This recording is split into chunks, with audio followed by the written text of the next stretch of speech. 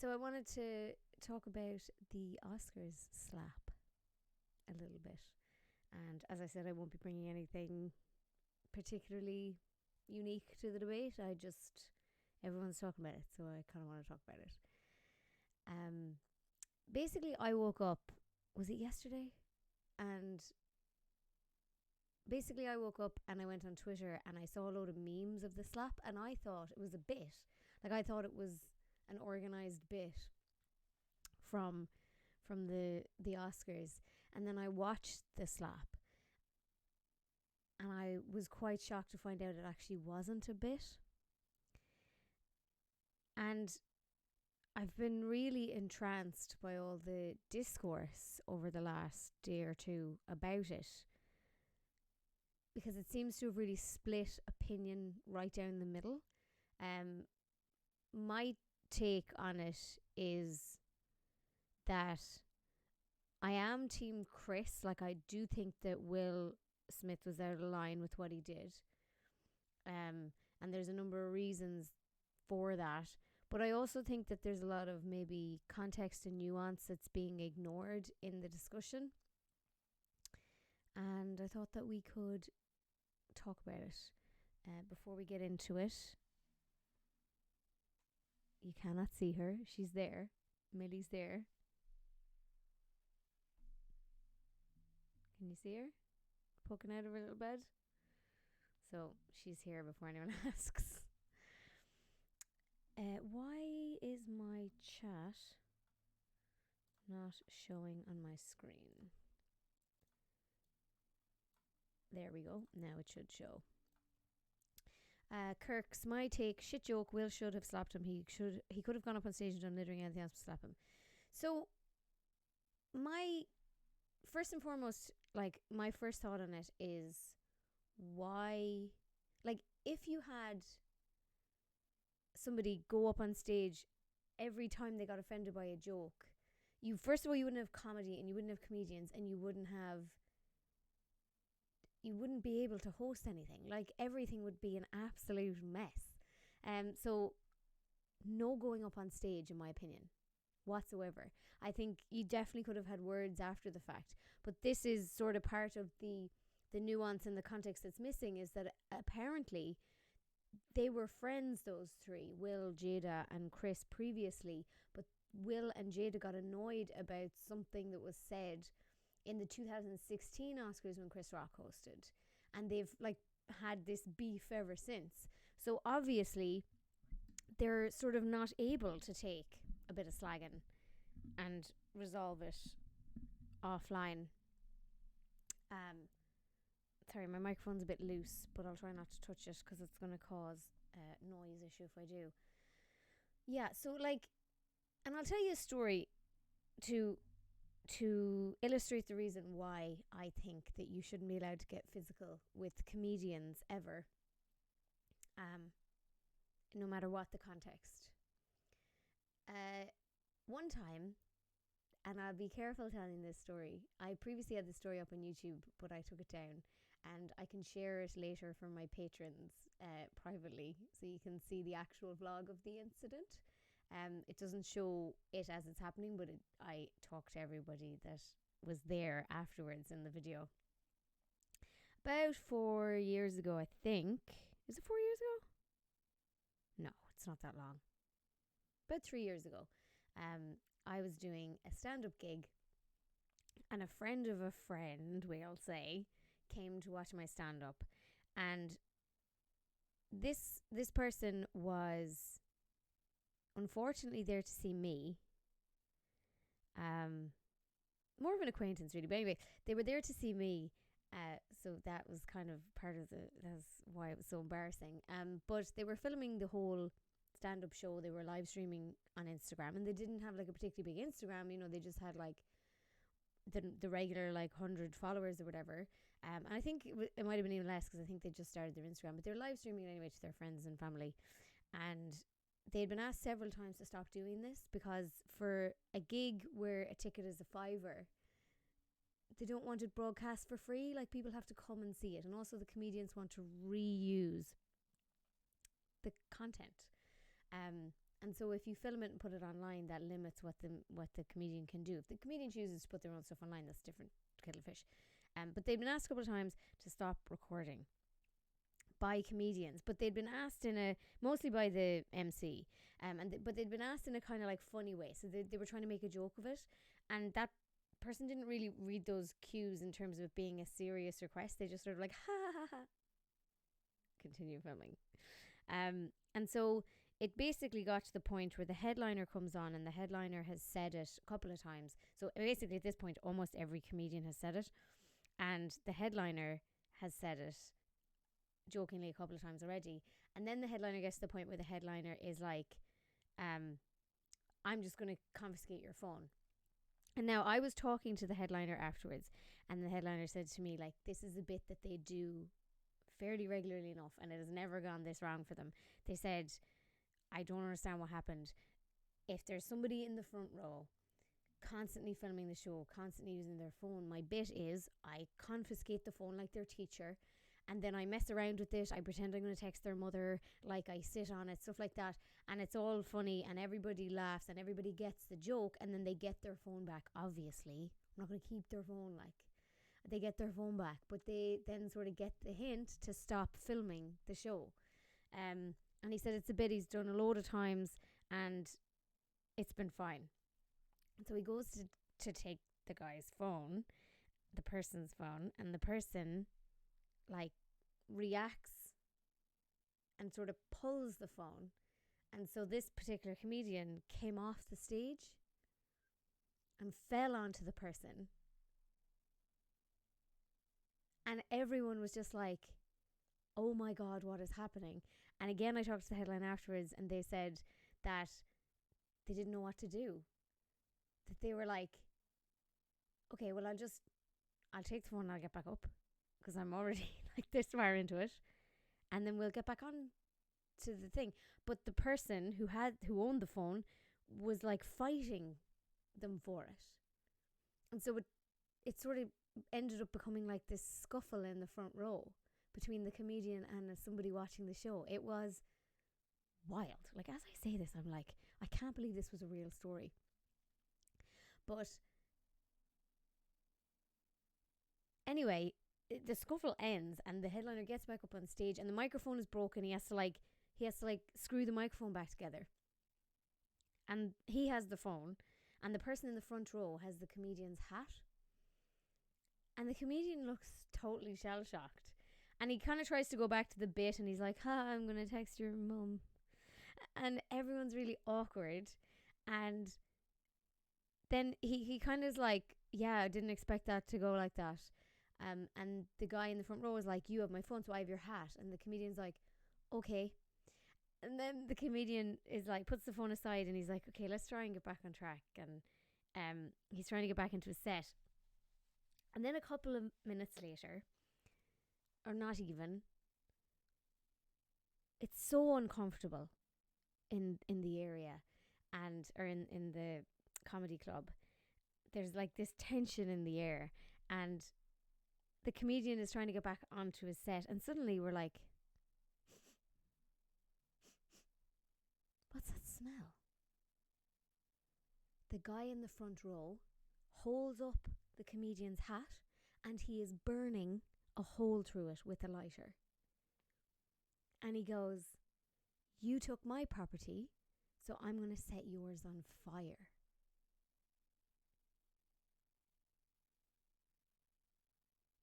And everyone is just like, what the fuck is happening? And they're like, MC, they're like, runners of the club, like, run down. They're like, this is too far. Like, you have to leave. And then it becomes a big thing, and there's a lot of screaming and shouting, and this person's defending themselves, being like, they took my property, they assaulted me, how dare you not be like support me, I'm allowed to do this now because they took my phone and all this. And we're just like, what? I'm down the back like, oh my God, hiding, right? I'm like, I can't believe this is happening. It went, slap is less than setting a fire glass half full. I'm going to catch up with the chat now in a second. But like, long story short, anyway, they end up getting thrown out the Gardaí end up getting called. There's a big scene. They actually hang around afterwards to try and get the comedian as they go out. But anyway, that part of the story is just beyond relevant. But I just don't think that no matter what happens, I don't think you are in the right to do that. It was like, that's not justified, and neither is going up and punching him. Like, it just is not. While walking a dog, I was not paying attention. The dog went for something, pulled me clean into the air, fell hard on the ground, and you had your phone up and kept it safe. Yeah, no, and I totally understand that phones are important to people, and I totally understand that different people read social cues differently, and I also understand that some people, like that person in particular, thought that they were being attacked. Like, they reacted in an unusual way, I guess, in the way that the comedian didn't expect. So it was an incident. It got out of hand, but I just think that it's not on. I just think everyone wants to go have a laugh and leave. And like, just to catch up here with the chat a little bit, my thinking on it is that you can't do that shit. Like, you can't assault comedians, or you can't. If everybody did stuff like that, you'd never have a comedy set. I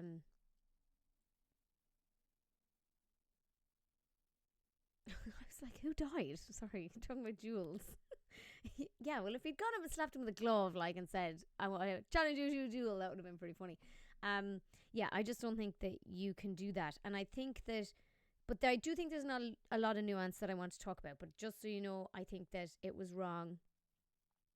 Okay, America, I'm getting there. It's going to be a talky stream, okay? I'm getting there.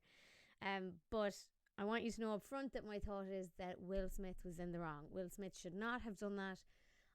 I'm a hothead, right? And it really pisses me off when my husband will tell me that I'm in control of my reaction to something. And because I know he's right, because it really drives me nuts. And I used to react a lot quicker to things, and a lot more not violently, but a lot more like hot-headedly. Welcome, great beard of Zeus, first time chat. I used to react a lot more hot-headedly to stuff, and my husband used to say, like, it's your responsibility to regulate your reaction to something. Yes, every action has a reaction. Yes, you are entitled in some cases to be upset if someone has made you upset or whatever else it is, but you are in control of your reaction, and especially in that moment. And I also think that it was a professional event, and this is one of the things we're going to get to, but it was a professional event. It was a work event, and he essentially punched a coworker or slapped a coworker, and so I don't really know where to start here, so I'm just going to start, you know, and so am I on the right screen here? No. Okay, so now I've got two monitors and don't know how to use them. Thank you for following. Okay, so I got a lot of screenshots here that are going to kind of help me figure out where I start with this whole thing. And I've got some mentions I want to go through as well, because I tweeted initially, and now I kind of tweeted an initial reaction, I guess, but I tweeted initially that, you know, that it was out of line for Will, and that it wasn't on. And I do think that there's more nuance to it than that. So that's why I want to talk about it. Just let me fix my face cam here for a sec.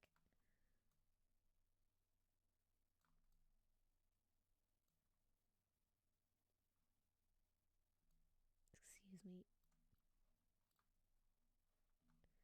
Okay, and so I'm not using Judd Apatow here as a good example of a tweet, by the way, just in case. So Judd Apatow tweeted, "Seems like Will Smith's plan to get comedians in the world to not make jokes about him is not going to pan out. The Williams family must be furious, pure narcissism. Also, GIA Jane was gorgeous. What exactly is insulting about being compared to a ripped, stunning Demi?" Now, this is a bad take, and it's a bad take because it's a really reductionist take. He's saying, what exactly is insulting about being compared to a ripped, stunning Demi? That is a total oversimplification of what the joke was about. It wasn't even really comparing her to a stunned, ripped Demi. It was a ball joke. And the issue with the ball joke, I think there's a couple of different issues with a bald joke. First of all, there's a racial element to the bald joke, and then there's also an ableist element to the bald joke. And I do want to say that I do think that if you're, at the Oscars and you're a famous person, you are open to being mocked by the host. Like, I think any award ceremony, you really need to accept that is a possibility, and I think everybody has to be open equally to being mocked. But in terms of this terrible take and in terms of the reaction to the joke, the racial element, as far as I can see, and obviously I'm not an expert on this, but just from what I've been thinking about, first of all, I don't think that joke would have been made about a white woman. And the reason that I don't think that is I think that maybe there's this thinking that it was her choice to shave her head. There are some very famous women of colour who have gone through shaved head phases just as a style choice. And maybe there was a misunderstanding there. However, I will get to the fact that apparently Chris Rock did know about the issues, but I'm just saying that if he hadn't have seen her Red Table Talk or documentary, you could have argued that maybe he thought it was a style choice. But I feel like it wouldn't have been made about a white woman, even if the white woman was making a style choice. And I don't know why I think that, but I do think that. For example, I can't imagine anyone making that joke about Natalie Portman when she shaved her head for a film role. I don't know why. I just don't think it would have been made. And if that's true, then that's a problem. Also, there's an ableist element in that if Jada Pinkett Smith had cancer, there is no way that joke would have been made.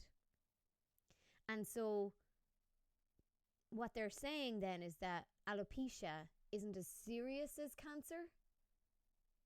They're not outright saying it, but by making that joke and saying it's okay to make this joke about somebody suffering from alopecia, but it's not okay to make this joke about somebody who has cancer. Like, it would absolutely not be okay to make that joke about somebody who has cancer. And alopecia is just as much of you know what I mean. It's a medical condition. It's something you can't help. Your hair comes out. It's not a style choice. And also there's a sort of, I think, consideration to be made about how much hair plays a part in femininity or cis female in particular, identity. Maybe not even cis female in particular, but hair is such a gender identifier maybe. And it's such a big part of somebody's identity, but in particular it seems to be a big part of like female identifying identity, if that makes sense. And so when a woman loses her hair, not by her own choice, not by a style choice, but by a medical condition, it seems kind of below the belt to make a joke about it, because it's going to be a reckoning. It's going to be like they're going to have to come to terms with the loss of something they didn't want to lose. Like, it's not by choice. So that's why I think it's kind of ableist. I was told I can't say ableist about it. Alopecia is a medical condition, not a disability. Okay. I guess I would take the argument that ableist is the wrong term. I'm using the wrong term. But yeah, I think that it is a medical condition. So I don't think you should really take the piss out of it. And I think that using the example of cancer really highlights the fact that there's no way that joke would have been made if she had cancer. So for Judd Apatow to say, G.I. Jane was gorgeous, what's the problem? is totally missing all of the context that I just went through. And it's a totally missing the point. It's a really bad take. The only good part of that tweet is where he says, like, seems like Will Smith's plan to get comedians in the world to not make jokes about him is not going to pan out. Unfortunately, like, I've seen a lot of takes where they're saying that Will Smith is upset that he gets slagged off so much because he gets memed so hard. Since, well, in general, but also since the Red Table Talk came out and all the information about the entanglements and stuff, and he gets memed on really hard. And I've seen a lot of takes that say he doesn't like that. But if that's the case, then this was the wrong way to go about it, because this has been memed so hard already. Like, real bad. So we're going to move on from Judd Apatow's terrible take. I wanted to touch on this one later. And I wanted to touch on that one later. Okay, so I wanted to go to, I should have done these in order. I wanted to go to the hair thing, continue on the hair train for a second. So I read a couple of takes, and a lot of these screenshots were taken from the H3 subreddit, just because I happened to be on it last night. I've seen loads more on Twitter, other places, and we can go and find more as well. But I just kind of screenshotted the stuff to keep myself on track. A couple of people of you in the chat, you said Undisputed. Someone else said Tiffany Haddish. I will check out those resources as well. I did see Tiffany Haddish's interview on the evening, so I do know where she stands on it from that interview anyway, but I'll check out her other content. But anyway, so I've been hearing from black creators how comments such as those are rooted in misogynoir and how harmful they are towards black women. So yeah, a lot of people have made the point that hair is very important. It's also a very important part, not just of the female identity, but of the black identity. And so, you shouldn't really slag it off. And misogynoir is actually a new word for me, but it makes a lot of sense. It's like misogyny specifically directed at black women. And I feel like that is an issue. And I think it's really eye-opening to consider it as comments about a black woman hair to be rooted in misogynoir. And so this was also an interesting comment where they said, one of my things was, look, did Chris Rock not know that it was a medical condition? And this comment was good. It said that Jada has been public about it and talked about it on Red Table Talk. That doesn't necessarily mean Chris Rock knew about it, though, because not everybody watches Red Table Talk. And I didn't know, actually, before this whole thing blew up, I didn't know that Jada Pinkett Smith had alopecia, because I don't keep up with Red Table Talk and I don't really keep up with, articles about Jada. So I just, for whatever reason, had not come across the fact that she had alopecia. But I thought that this was important, that this comment said, Chris understands the importance of black women's hair. He literally did a documentary about it called Good Hair. So with that context, you have to wonder why he thought that was the right joke to include there.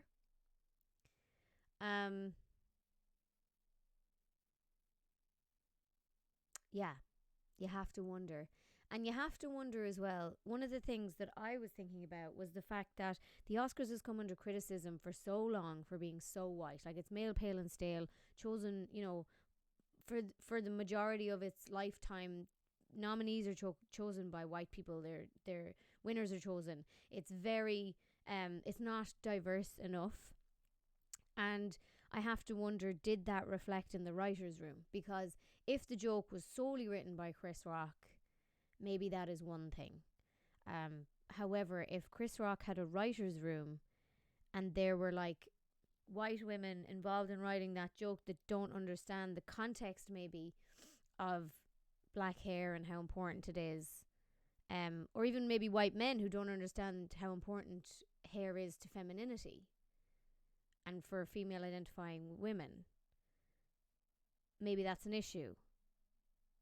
I'm not saying it is. I don't know. I'm just sort of thinking out loud. I would imagine that he didn't write all of that material all by himself. So I do think it was a really in poor taste joke. I don't know, some women own alopecia, they don't let that define them. Maybe Chris thought the same.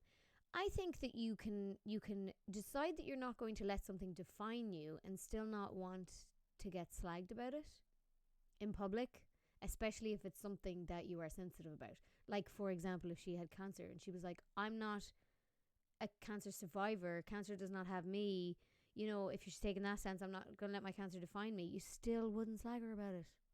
You still wouldn't publicly slag her about the hair loss. So I definitely think we all agree it was a super in poor taste joke.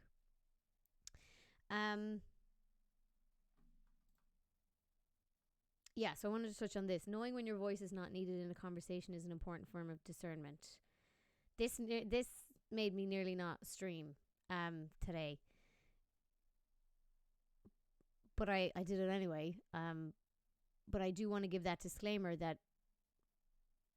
I'm not really involved in this discussion insofar as like I'm giving my thoughts on it.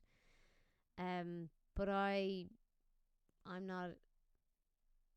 My voice is technically not needed in this discussion.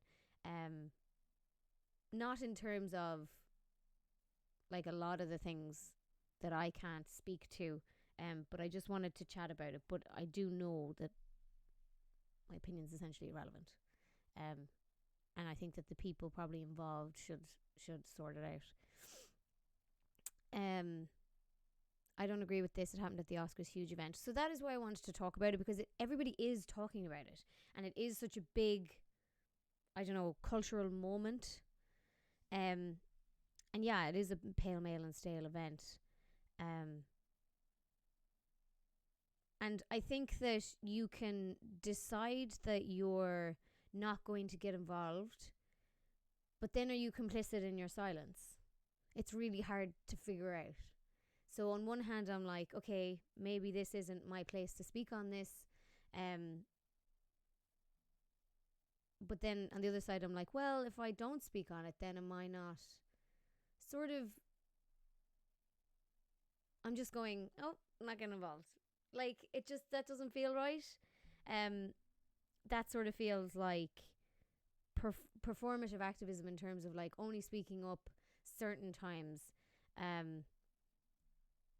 So yeah, I just wanted to highlight that and be like, yeah, maybe I shouldn't even be weighing in on this, but I wanted to, and yeah, I don't know even if I should really. Okay. Welcome, Tylog. First time chat. Okay, so there was okay, so this is an interesting take. A lot of the discussion since this happened has been about race. Like, I have a couple of tweets in my responses that I can show you as well to my tweet, that talk about, a lot of people have brought up race, which kind of surprised me, to be honest, at first glance, because all of the three people involved were the same race. But then when you think about who was in the writer's room, who wrote the material, you know, the fact that the Oscars is not diverse enough, like, then I sort of see where it's coming from. But I'm going to move on to the race element in a second. Okay, so what I want to talk about first is this one. So there's a really interesting take that maybe it's actually, well, not maybe, but basically this person was saying it's not essentially about race. It's actually a class thing. There's class playing into it, at least. Because she says if you're rich and famous, rules are different. And that is something I didn't think of. I was kind of thinking, look, it's a professional event. It's not on to act like that at a professional event. Like, he's in a room full of his peers and colleagues and industry people, and he goes up on stage and punches someone who is essentially a colleague. That's like if I went to TwitchCon or VidCon and walked up on stage and hit someone. Like, you can't do that in a professional setting, even if you're not hired at a company and technically salaried and working with those people. It's still an industry event, still a work event. And so you can't do that. And I do think it was interesting, the fact that, like, he went on to win an Oscar. I think one interesting thing is that he went on to win the Oscar and he wasn't removed from the event. And I do think that if a normie, if like a regular person did that shit, you'd be removed from the event. If we were at VidCon and someone a creator got out of the audience, went up on stage and hit one of the creators on stage, they would absolutely be escorted out of the event. They wouldn't be allowed to hang around and win an award later. And so I think that's a really interesting thing, is that maybe it is a sort of rich versus normal person thing. Like, are the rules different because he's rich and famous? Why did he get to stay and win an award later? That's the first interesting thing. Then the second interesting thing about that is that I've heard and I've read that he apologized in his speech, in his acceptance speech, which I think is awful for him. I think it's awful that this happened. I think it's awful that his Oscar win, which, like, an Oscar win is huge. And I think it's awful that it's been overshadowed by this. It's awful that he had to use his apology time to apologize for this. Sorry, his acceptance speech time to apologize for this. But apparently he did apologize. He didn't apologise to Chris, okay, but he apologised to the Academy and he apologised for his behaviour and he got like a standing ovation, and I have not seen that video anywhere. Now I'm going to go have a look for it before the end of the stream, but he apologised at least to, I think he immediately knew, he was like, fuck, I need to apologise to like the Academy. And that's another interesting caveat. It's like a lot of people have to work really, really hard to get where they are. And you could definitely argue that people of colour have a harder time reaching that level of sort of fame and influence in such a like male pale stale industry, awards, blah blah blah. And so it's really awful that this has overshadowed his win. I think I was reading the other day that Halle Berry is the last actress of colour to have won a Best Actress award 20 years ago. And if that's true, like, that's crazy. So Will Smith winning an Oscar is a huge accomplishment, and it's not just accomplishment for him, but like for all the people who look up to him. And it's awful that this has been overshadowed by this. And yeah, they cut his apology off. I don't even think they aired his apology on the show. I haven't seen the apology doing the rounds on Twitter and on YouTube. And so why isn't the apology being shared? Maybe not as much. It's never going to go as viral realistically, because like the average person isn't going to be as excited by an apology as they are a slap. But why isn't the Academy putting up the video of the apology? I don't know if they have. We'll have to check. But basically what I'm saying is that the apology is nowhere near as visible as the actual event. Then also, what else? There was someone mentioned the Instagram thing. Yeah, he put an Instagram story up apologizing to Chris.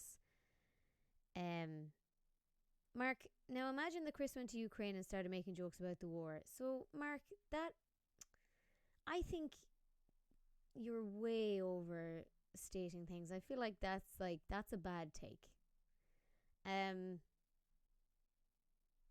Comedians, and when you get a comedian to host a show, they make jokes. And when it's a show about actors, they make jokes about the actors. That's how it works.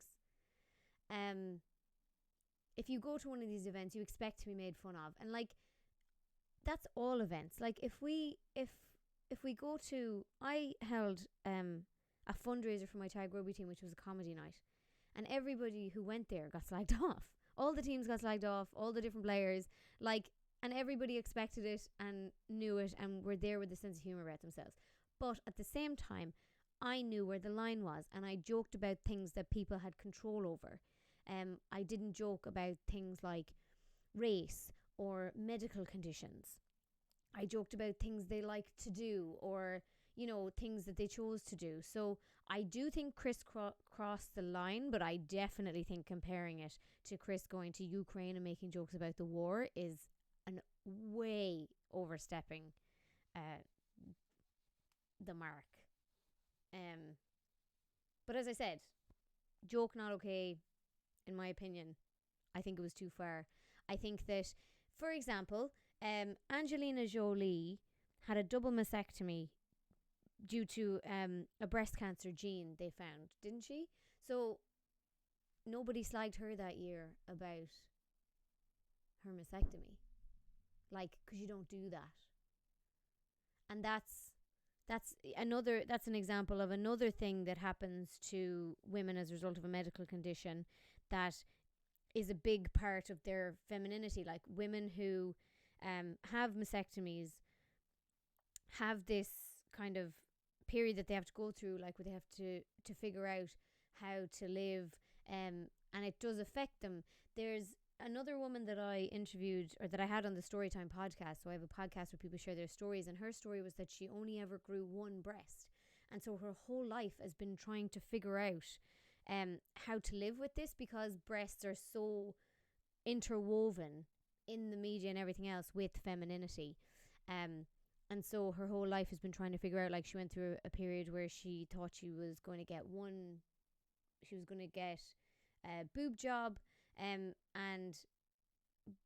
basically go watch the Storytime podcast to listen to the whole story. But it was the whole story about her coming to terms with her condition, going through phases where she tried to hide it, going through phases where she got a boob job, and eventually learning to just accept her condition and accept the way she was. And it does affect her art. She expresses it in her art and stuff like that.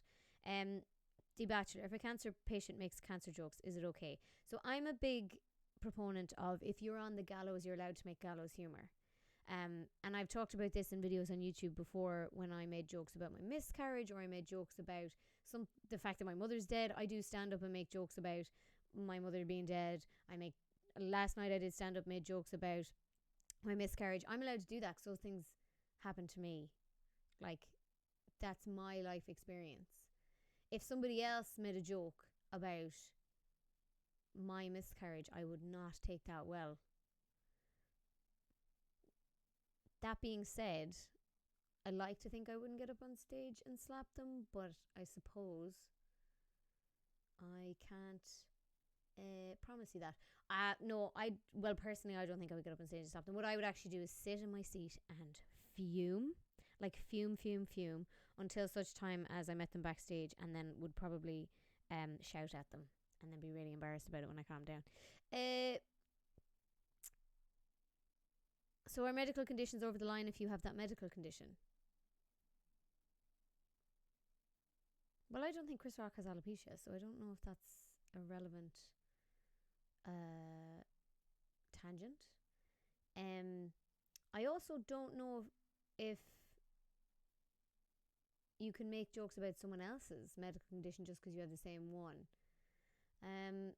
I think there might be certain spaces where that would be okay. Like, if you say you were in a cancer support group and you're all making jokes. But no, I don't think it would be okay if you're a host on stage and you're like, oh, I can slag you about having cancer because I also have cancer. No, I don't think so.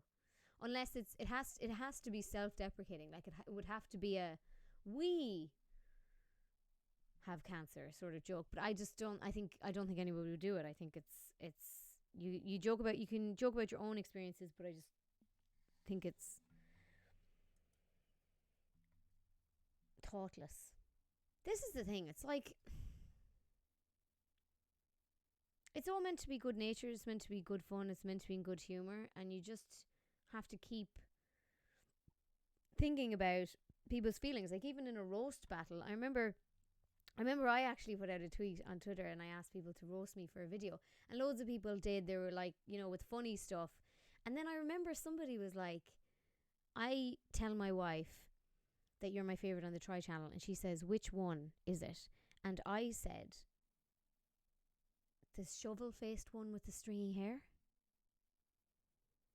And you know what's even worse? She knew exactly what I was talking about.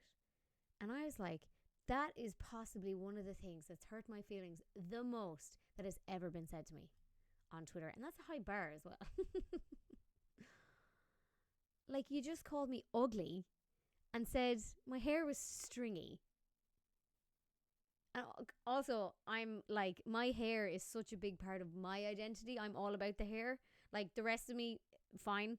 But my hair is a big thing, and that's kind of why I mess with it so much and I talk about it so much. And so I think that I'm kind of maybe understanding Jada's angle on this, or I'm kind of empathetic towards her because my hair is such a big part of my identity that if I was to lose it, that would really affect me. Um, Gotta believe Gervais wouldn't have gone that far. So I think Ricky Gervais absolutely destroyed people, but I do think that he kept it kept it kosher, kept it PG. As in, I think he didn't touch on medical conditions. I don't think he did that. Like, I think he fully ripped the shit out of people about things that they could control. So therefore, it's fair game. I'm pretty sure. Like, but I do think that he went in hard. And that's the thing. It's like, imagine if everybody, because loads of people were offended by Ricky Gervais. Loads of the actors were offended. That's what, like, all the articles afterwards were like saying that people were pissed off at Ricky Gervais. Nobody went up and slapped him. Imagine if everybody he offended in that, one after the other, like, form a queue of people to slap people. No. Okay. Let me change my camera battery.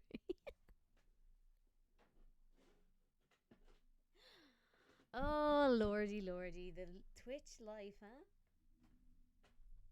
I'm still here. I'm just changing my camera battery. Why doesn't this have a power cord? Maybe it does. I need to buy a power cord.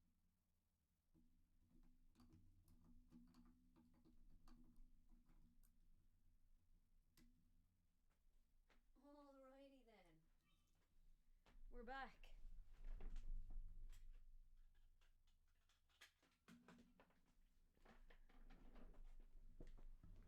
Sorry about that. Carbon, I don't really like Gervais' kind of junk comedy, just my opinion.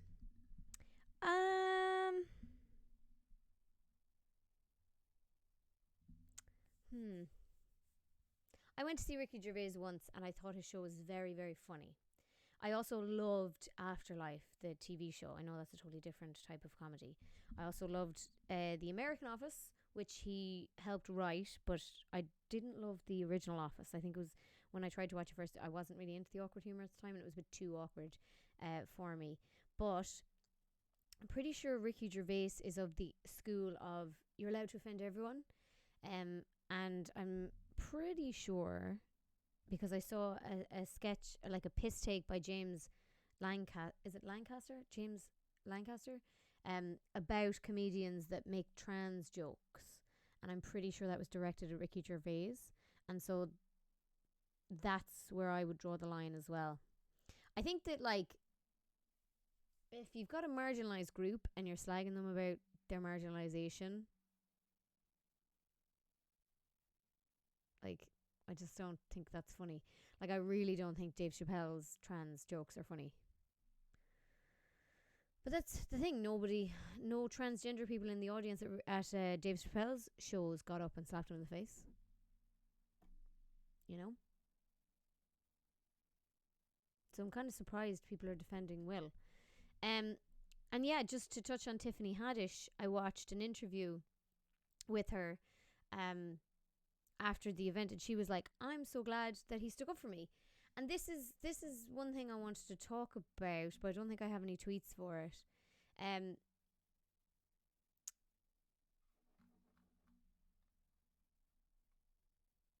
do I go back to full screen? Yeah, so I don't have any tweets for it. But one thing I wanted to talk about was, like, I think it's it's really encouraging toxic masculinity to be like, he was defending his woman.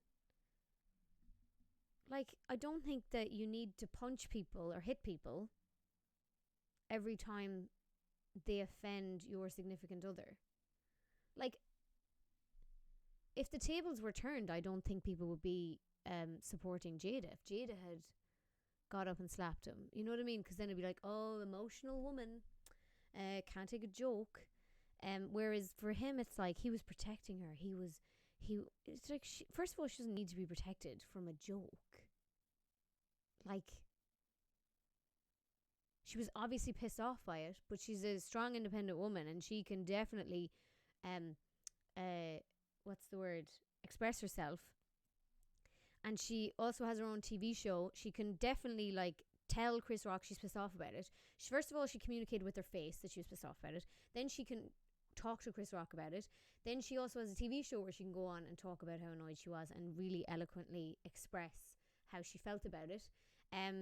She doesn't actually need Will Smith to go up and start throwing slaps for her. Not about a joke. Like, defending your woman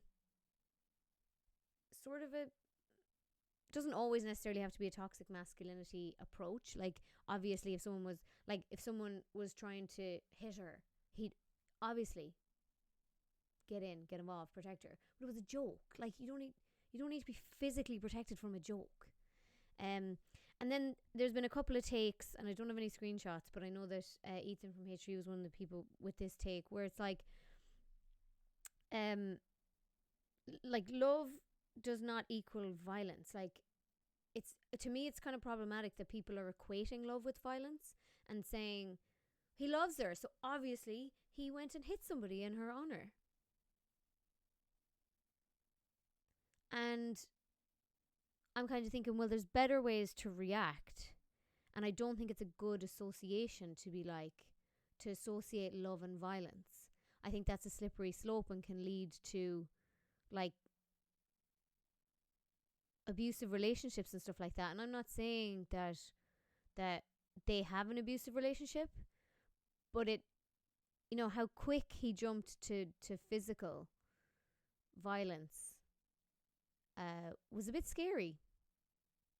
And I know it was only a slap, but then actually maybe you got to ask, like, why was it a slap?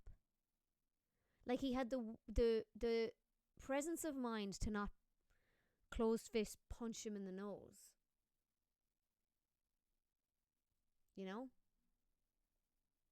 He slapped him.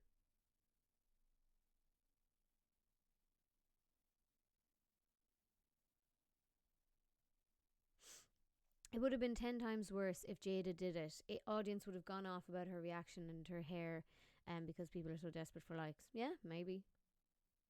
That was a haymaker of a slap, not only a slap. Okay, so a haymaker is like a really hard slap, is it? So, like, maybe it wasn't he didn't have, like, maybe it wasn't that he chose not to punch him because he was in control. Maybe, like, maybe that's his hit of choice, I guess. So yeah, I just don't know. And then a lot of people saying, like, I think Tiffany Haddish's take was like, she was like, she better go home and do the business now, because I would do that if my man did for me. So now we're rewarding violence with sex. Now, okay, look, I know it was a joke, but, like, again, I just think we should keep violence and love separate. But basically what she was saying was that she would love if her man stuck up for her like that. And again, I'm saying, like, I just don't think you need to be protected from a joke. But also, I don't like, and a lot of the takes online were about how, so they'd love if their man stood up for them like that. And I'm just like, I don't think I would, though. I think I'd be really fucking embarrassed. Like, if somebody made a joke, if I was at a conference, say, a work conference, no, we'll say like, what's it called? VidCon, right? So I'm at VidCon, surrounded by fellow creators, colleagues, sort of, peers, industry people, and someone makes a joke about me on stage, and Alex gets up and walks up on stage and hits them. Oh my God, I'd be so embarrassed. Oh my God. Like, I personally cannot see that happening. Like, that would just be so far from the person that I know. And that's also makes me wonder, like, is that not as far, is that not far from the Will she knows? Like, does Will react like this to stuff more regularly than maybe we know about? Here's the question for you. If it was Mike Tyson on stage, you think Will would have went up in there and slapped him? That's a good... Oh, actually, sorry. That brings me into something that I missed out on. Something I wanted to talk about was the context that everyone is missing. So a lot of people are asking that question about, what if it had been someone taller or bigger or blah, blah, blah. I think it only would have happened with Chris Rock. And I think the reason that it was Chris Rock is because the two of them have beef with Chris Rock. And I do think that that's an important context to take into account. They apparently have been mad at him since 2016 when he made jokes about her at a previous Oscars event. There's a lot of water under that bridge. That's not the right expression. There's a lot of, whatever the word is, whatever the expression is, you know, there's a lot of background history there, and they're beefing, essentially. And so, yes, it might have just been someone, Mark, it might have just been the straw that broke the camel's back. It's nothing to do with Chris or, his size. Chris has nothing to do with his size. It's because it's Chris. There's every chance that any other comedian could have made that joke and they would have been fuming about it, but they wouldn't have reacted that way. It's because it's Chris. It's because they're pissed off at him. They're beefing. There's that whole backstory there between those three. And I would argue then that because of that backstory, Chris should have known not to make that joke. He should have known. He should have been like, these two are pissy with me, so I kind of need to be careful around them. And so when you add that together with the fact that Chris has done a documentary about how important hair is to black women and their identity, and the fact that it's a medical condition, like, I see no argument for including that joke in his spiel in the first place. Whatever joke he made before that I haven't even heard, because not even included in the viral clip, seemed to go down all right. Why didn't you just leave it there?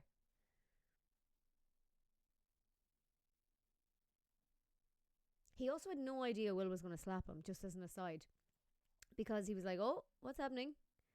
Yeah, I agree, Kirk. Yeah, he deserved a slap for it, but he shouldn't have literally been slapped, at least not at that point in time. Like, I think I would probably be more on board if it was like reported afterwards, like Will and Chris got into a scuffle afterwards. Like if Will afterwards was like, meet me outside, then I don't know, I still wouldn't be for it, but like, that would have made more sense to me rather than reacting in the moment.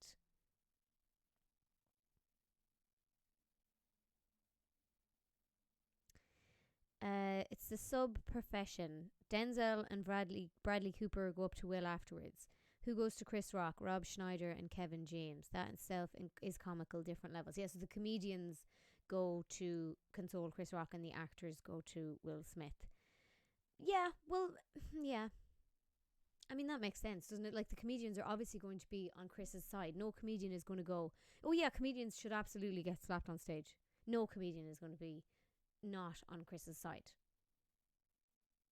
Actually, Tiffany Haddish is a comedian. Actually, I know she's a comedian and an actor. That's insane. Why is she on Will's side? That's insane.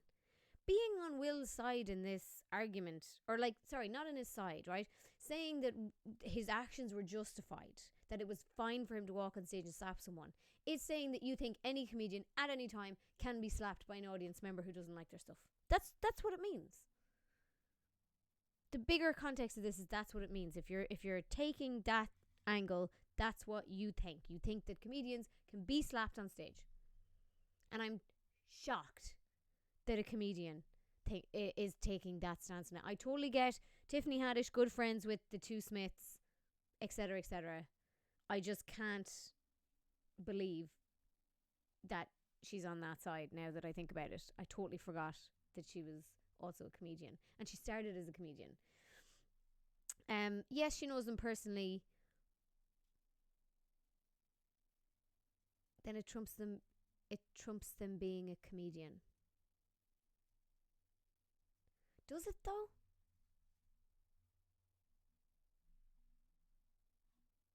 Does knowing them personally trump the fact that you're a comedian? Because saying that what he did was okay and socially acceptable clears the way for other people to do it. It means that you think it's socially acceptable for somebody who's offended by a comedian's joke to get up on stage and hit them. And I understand that she knows them and she was personally offended and blah, blah, blah. But I don't know if knowing them trumps that as a comedian. Like, imagine me saying, okay, I make YouTube videos and some people don't like them. So I think it's fine for everyone who doesn't know me to like walk up and hit me. I would never do that, even if I knew, even if somebody walked up on the street to a YouTuber I didn't like and hit them, I would still be like, that's wrong.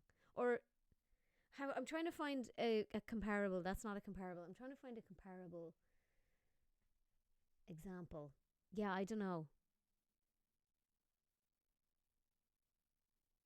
Yeah, I don't know. I just don't think it should be acceptable way to react to a comedian. But I am totally on board with that the joke shouldn't have been made. And I think that this will change. I presume this will change the Oscars going forward. I think they're going to have security going forward to stop offended people getting up and hitting the hosts. I think people are not going to be allowed to get out of their seat until their names are called for an award. Flash actor getting arrested yesterday in Hawaii for going on stage.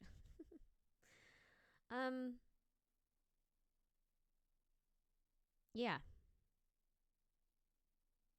Okay, so I wanted to talk about a part of it that's really, really fucking problematic. And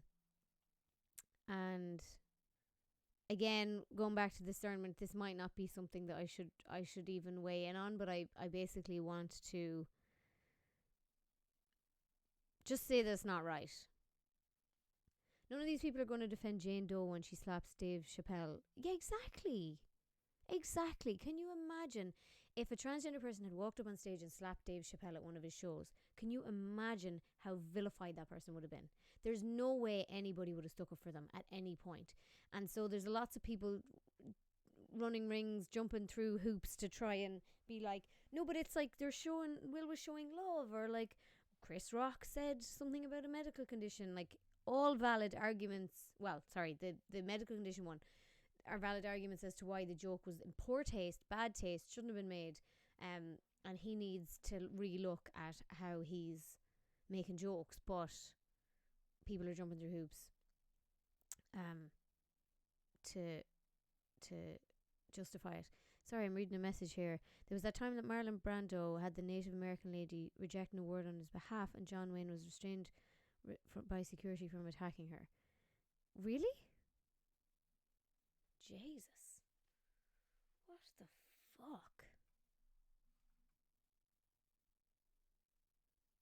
That John Wayne part real seems odd. It does seem very odd. But anyway, I want to talk about the really divisive part of the whole thing. Was this tweet that I got from the H3H3 Productions subreddit. Oh, thank you for subscribing. And it was because I think there was a comment made in one of the call-ins. Well, I actually haven't listened to it, so I won't try and quote something I haven't listened to. Oh, sorry, I'm not showing you the screen.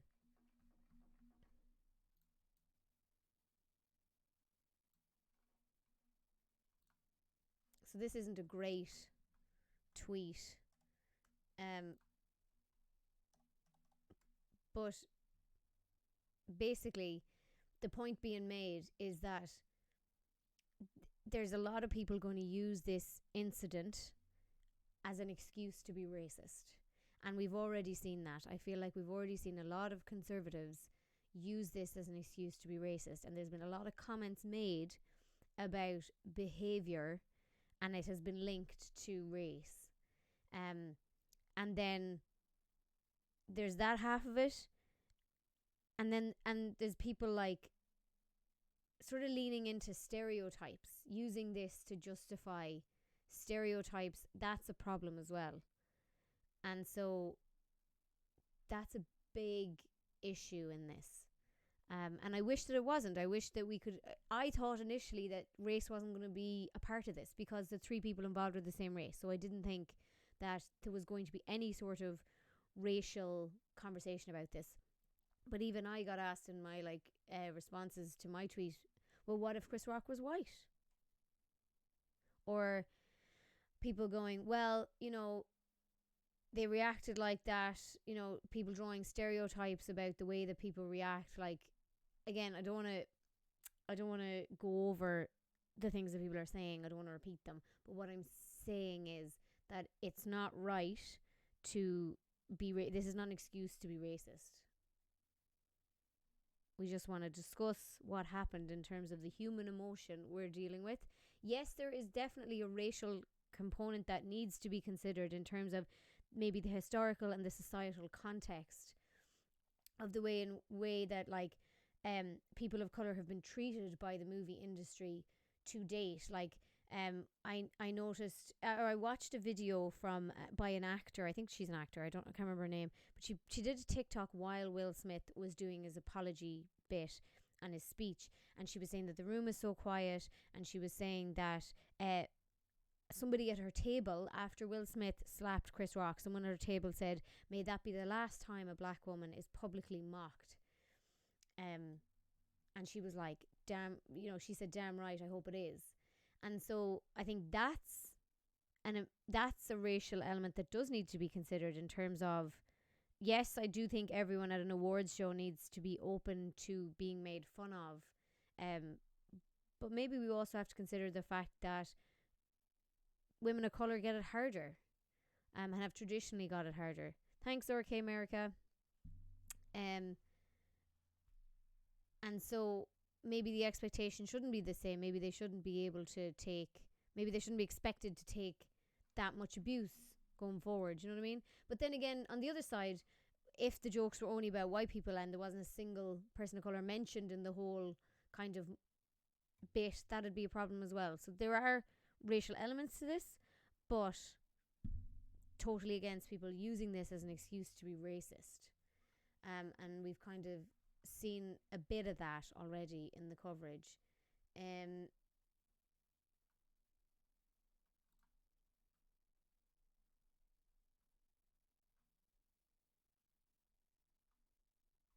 So somebody, let me see, where am I? Live screen.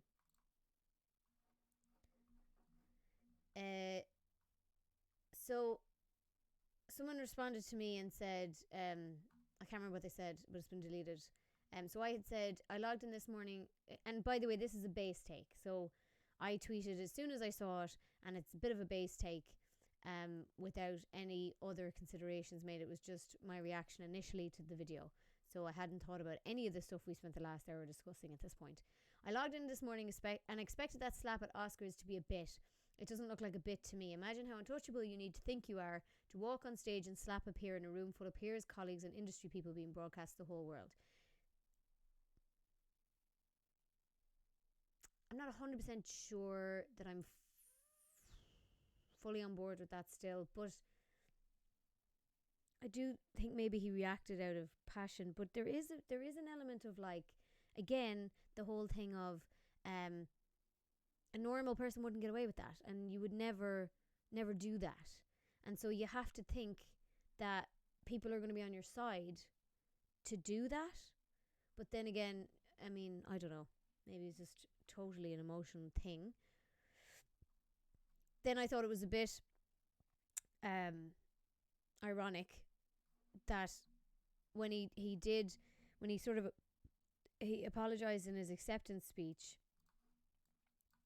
he said, love will make you do crazy things. I know to do what we do, you got to be able to take abuse, have people talk crazy about you. In this business, you got to be able to have people disrespecting you, and got to smile and pretend like that's okay. Now, so I thought that was really ironic. However, the article left out the next sentence, which was, in his Instagram stories, he had the same comment, but then he wrote, He added, the comment about Jada's medical condition was just a step too far for me and sent me over the edge. And then, so this reply actually was a good reply I want to talk about as well. It's a height of hubris to assume that if we were in the position of watching our spouse be humiliated on live television that we'd sit quietly by. I do believe in discourse, but I know that human nature often wins out. Protectiveness of loved ones can make us do things we regret. And I looked up the term hubris, and it means excessive pride or self-confidence. The self-assured hubris amongst economists was shaken in the late 1980s. So basically that's saying it's the height of like arrogant self-confidence to assume that if we were in the position of watching our spouse being humiliated on live television that we'd sit quietly by. I personally would expect my spouse to sit quietly by. I would expect my spouse not to get up on stage and slap someone, personally. And I wouldn't slap someone. Now, there's every chance that I would go up and argue with that person. Is there any mods in the chat? We've got a few spammers that I would like you to ban if you can.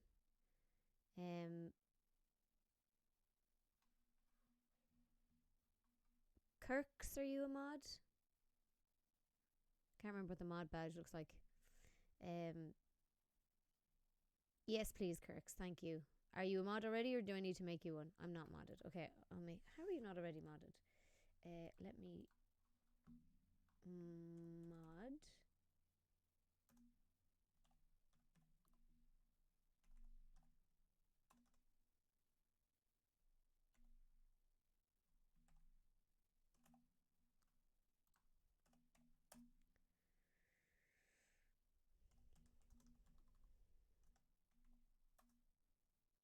There you go. You should be a mod now, Kirks. Thank you.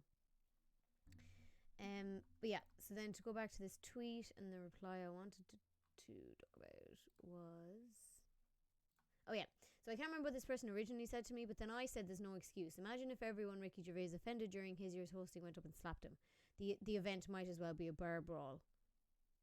And again, I suppose I've made that same point. You can't... Everybody who's offended by a joke can't go up and slap the person who made the joke. And then they said, added to the fact that Will was laughing until he saw Jada... Added to the fact that Will was laughing until he saw Jada wasn't. You can't laugh and then go that far in the other direction. That did strike me as curious. Because I tried to watch it a couple of times and see, was it just residual laughing from the previous joke? It did seem like he laughed, but it wasn't like an actual laugh. It was kind of like a like the laugh on the previous joke was more genuine.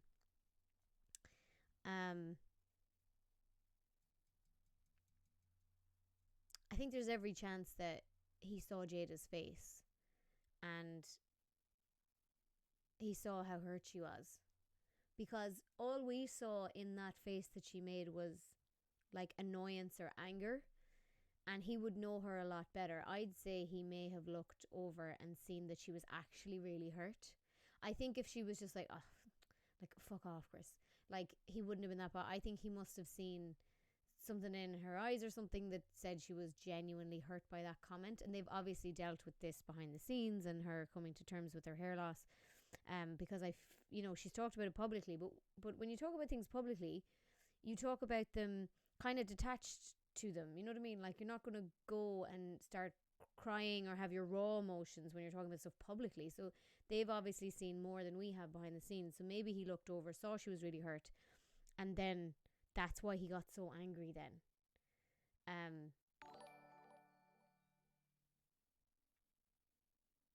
And so people saying he was laughing 1 minute. Thank you for subscribing, Rosanna. People saying he was laughing 1 minute. I don't know if that's a real great argument to be making. What else? I don't know. I'm just happy to know I can now slap people who call me bald, to be honest. While I get your funny joke. There's a very big difference between men being bald and women being bald, especially if it's not by choice. Thank you, Mark, for gifting a sub. And like, because people are pulling out a clip of a young Will, making jokes about a man with alopecia. Like, he's on some chat show and he makes some joke about how the guy has to wax his head or something, and or like, like to make it shiny. And I think that that's not relevant for a couple of reasons. First of all, is that Will wouldn't have had first-hand experience of alopecia at the time. This is years ago. So, like, I think that if, that's to be expected, I guess, that he was ignorant to the issue. And also the fact that he's talking to a man. Maybe he didn't know that person had alopecia, second thing. And then also, you're talking to a man. I do understand that it is, something that affects men as well when they lose their hair. However, there's less of a societal issue with you losing your hair, because it's more expected that men will lose it, because it's expected that men will eventually go bald. You know what I mean? So while it is a transition that you have to make and you have to come to terms with it and stuff, it's sort of not as tied to your identity for your entire life the way hair is with women. So I think it's a different thing. Will Smith had no problem getting on stage and could have handled it exactly the same way, put Chris Rock in his place, and then let him know it can be handled outside if necessary. I don't think you should have got on stage in general. I don't think you can get up on stage and take the mic from the person and start, like, slagging them off or whatever. I wouldn't agree with that either, because I just think you need to let the comedian do their thing. The comedian also needs to be a little bit more thoughtful, maybe. That's a garbage excuse. Some men are not okay with being bald. No, I'm not saying men are okay with being bald. I'm saying that there's a societal pressure on women and female identifying women to present a certain way, and a big part of that is hair. Men, there's not as big a pressure to keep hair on men. Now, there is, like, definitely early baldness is a particular thing that does affect men very badly, because, I feel like when men get to 30, 40, maybe society's like, yeah, that makes sense. But when they're younger, it's a bigger deal. But I'm not trying to downplay the men thing. I'm just saying that it's just a different scenario. Him making a joke about an older man, he may not have known he had alopecia. It was 25 years ago, as Kirk said. Like, his opinion has changed. He now has first-hand knowledge of this condition. He probably wouldn't make that joke now. I just don't think it's the same. It's not the same comparison to make.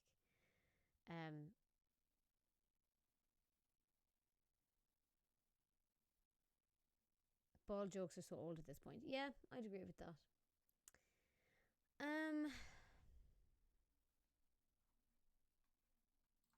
Yeah, you see. So yeah, somebody said, can you imagine if Rock was white and this happened? And I said, what the fuck has race to do with this? And again, that's my initial take was like, race has nothing to do with it. Then lots of you can take someone out of the hood, but that's what I'm talking about now. That's what I'm talking about, that people are using this as an excuse to be racist and to play up the angry black stereotype, and that's not on. Lots of the you can take someone out of the hood, but takes are flying around paired with Chris knows better as a black man. But just as an FYI, this person was showing frustration that race was brought up, I committed the same sin. So he was, this was kind of being sarcastic, I guess.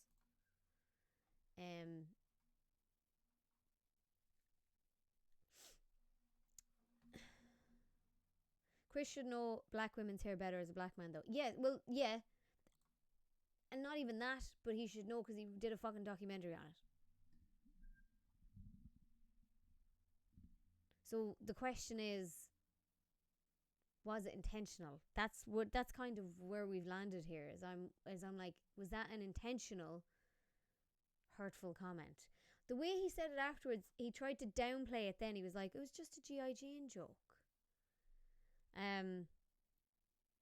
When it was a lot more than that, and that's why Judd Apatow's take is so fucking base and so bad. What's wrong with being compared to a stunning Demi? Like, that wasn't the point of the joke.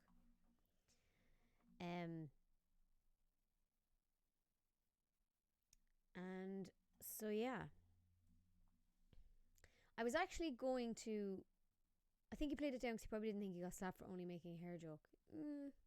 Yeah, maybe. Has Chris Rock released a statement? I would like to know what it says.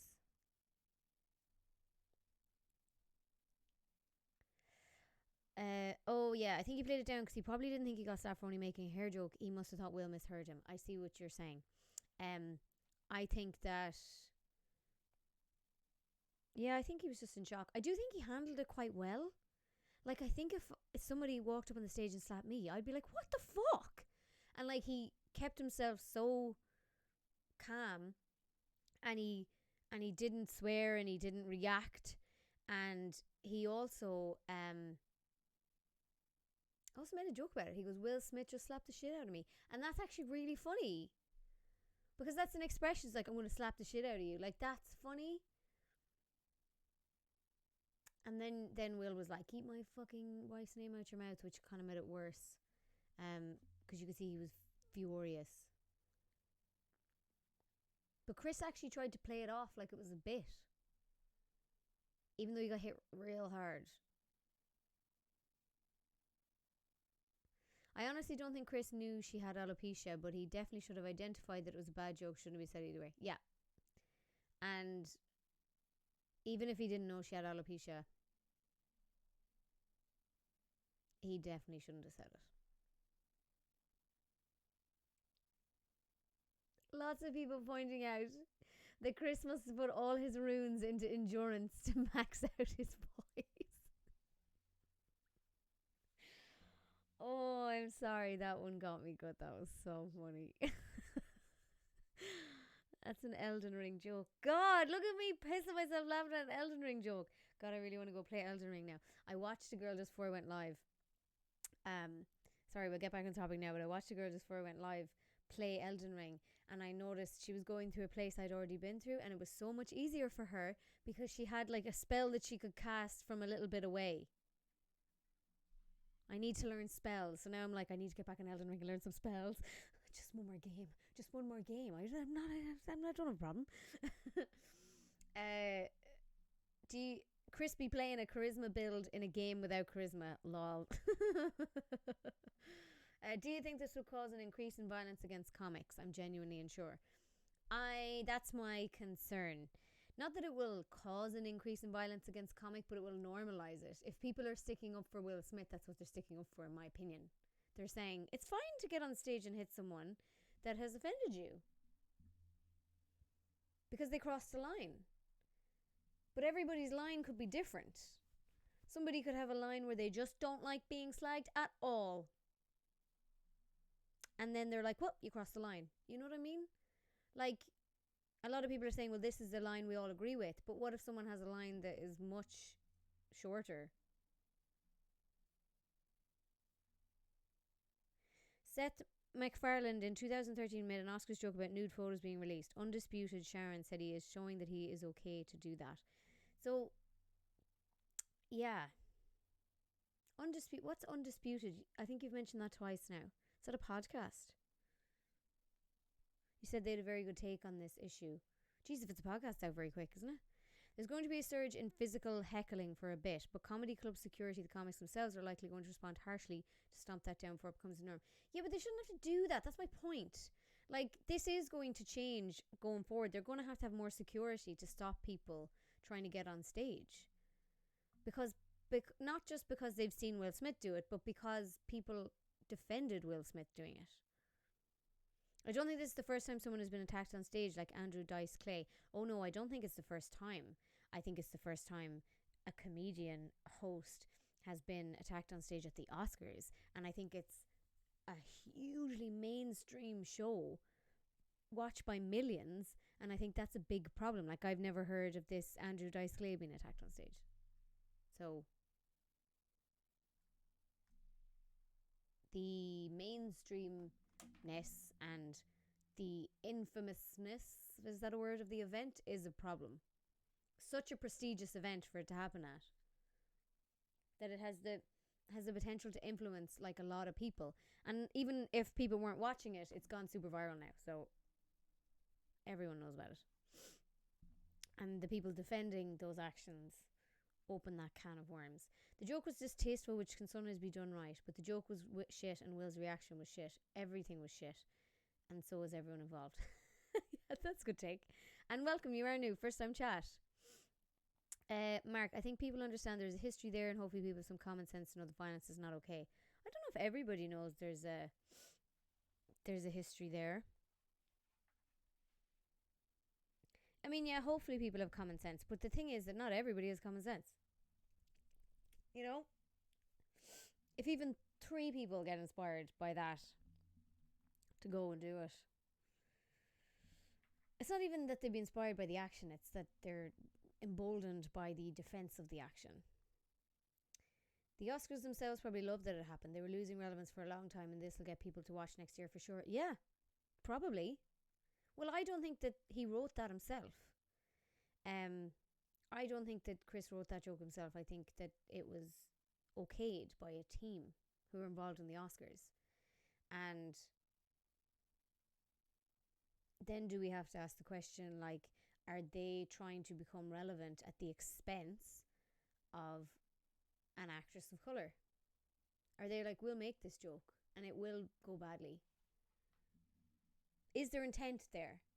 Even if there isn't intent there, are they gaining their relevance back at the expense of an actor of colour? Welcome, Devlos. I don't support getting physical, but also I would not call recent Oscars a prestigious event. Fair. Oscars 2023 might try to be early 2000 Source Awards. I don't really get that joke, sorry. Off subject. Oh yeah. Yeah. Thanks, Mark. I'll talk to you about that after. I think it was just a heat of the moment joke. Oh, so Gonzo, you think it wasn't written into his set? You think he just made the joke in the moment? Like that whatever joke he made previously was in a set, and then he just went, oh, hey, G.I. Jane. And it wasn't written in. Now that changes things slightly, because if it hadn't been vetted and it was just an off the cuff thing, it's like you can say stupid shit off the cuff and immediately regret it. Do you know what I mean? I don't think that joke was pre-written. It's such a shit joke. Okay, I think that changes things slightly then. I don't think it changes the fact the joke was shit and shouldn't have been made. But I think the fact that it wasn't a pre-written bit, that he just fucked up by trying to riff in the moment and came up with something crap, takes a little bit of the criticism off him a little bit. Or not criticism, but like everyone going, oh, he should know better. Like, he probably forgot in the moment about his documentary and stuff like that, and he just said it and then probably immediately went, oh, shit, bad joke. Black Rival, hi, what is the best advice when dealing with toxic people? Please help. Welcome, first time chat. I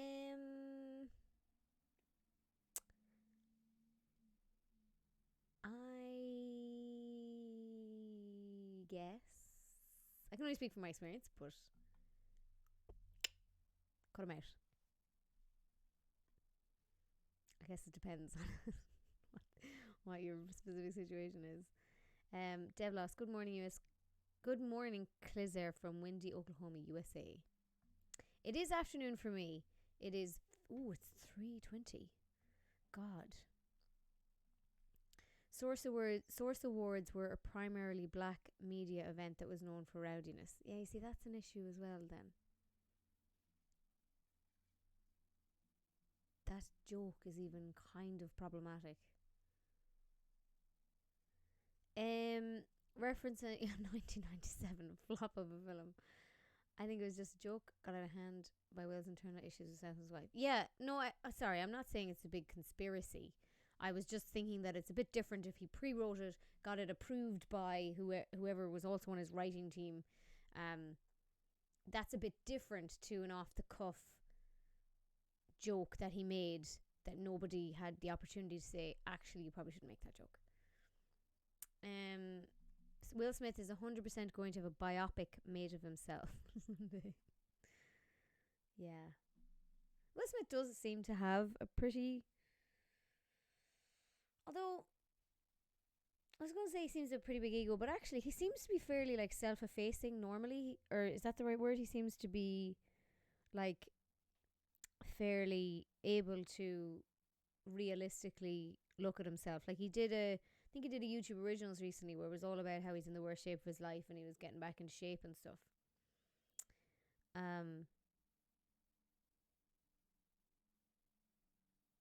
Thank you for subscribing, Cadbury. Oh, did I already say that to you? But you've subscribed 3 months in a row. Hell yeah. Oh God. This has been a heavy conversation. Thank you for joining. I actually wanted to also react to some stand-up comedy that I did last night, but we'll save that for another stream.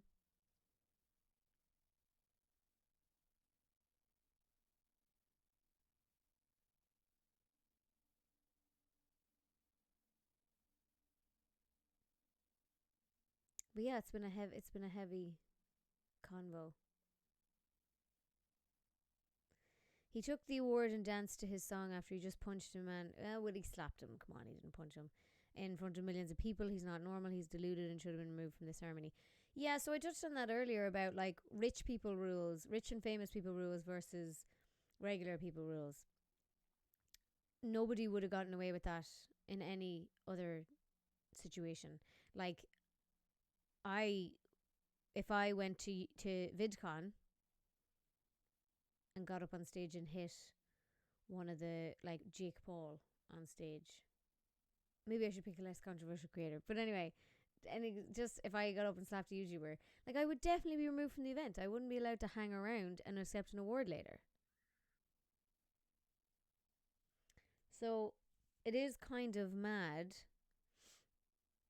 that he was allowed to just sit back down like nothing happened and that was all good. And then Chris Rock had to continue with the whole show. Like, it's insane. So that is really strange.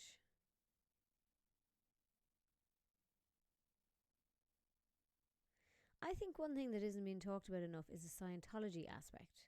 Apparently that kind of slap is used to correct people. Ugh. And the Smiths have been rumoured to be Scientologists for decades. They even give $1 million to a Scientology school. Jesus, if that kind of slap is used to correct people in Scientology, I feel very sorry for Katie Holmes. How do we know that they're Scientologists? That's my only question on that. Rich people get away with a lot. I worked at a hospital in LA and Kanye West was allowed to have his armed security in a maternity ward. Ooh, even though the hospital had a lot of rules against it. Well, I think in that case, like, the president would also probably be allowed to have his armed security in. So that is a difference in famous people rules, but I can see the reasoning behind that one. Yeah, I had no idea that the Smiths were rumoured to be Scientologists. I'd never heard that before.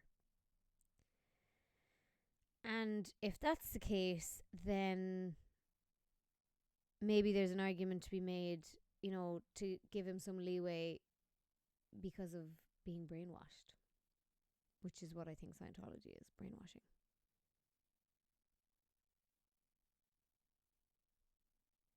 Scientology would be catching beat down all over, trying to use "that's my religion, it's okay." No, I wouldn't. Yeah, that's a good. Yeah, that's a good point.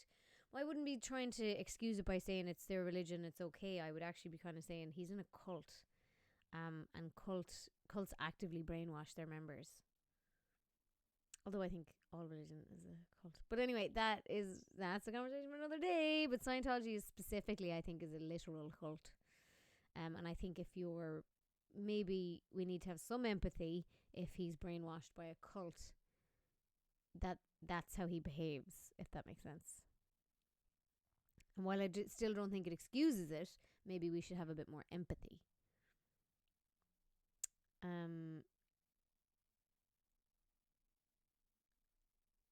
Still not okay. Being brainwashed is the equivalent of saying the devil made me do it. Well, the devil made me do it is literally an excuse. But sometimes people can be brainwashed into thinking this is how you react. Like, I'm not saying it's okay. I'm saying maybe we as a collective conversational group, when we're talking about this, could have a little bit more empathy if he's brainwashed in a cult, and be like, okay, we now understand why he reacted the way that he did. It wasn't okay, and we're not accepting that it was okay, but we understand why he did it, and maybe we're going to help him get out of that cult. That's what I'd like to see. Religions are various cults under the banner of religion. Well, like, you're not going to find any argument from me here, to be honest.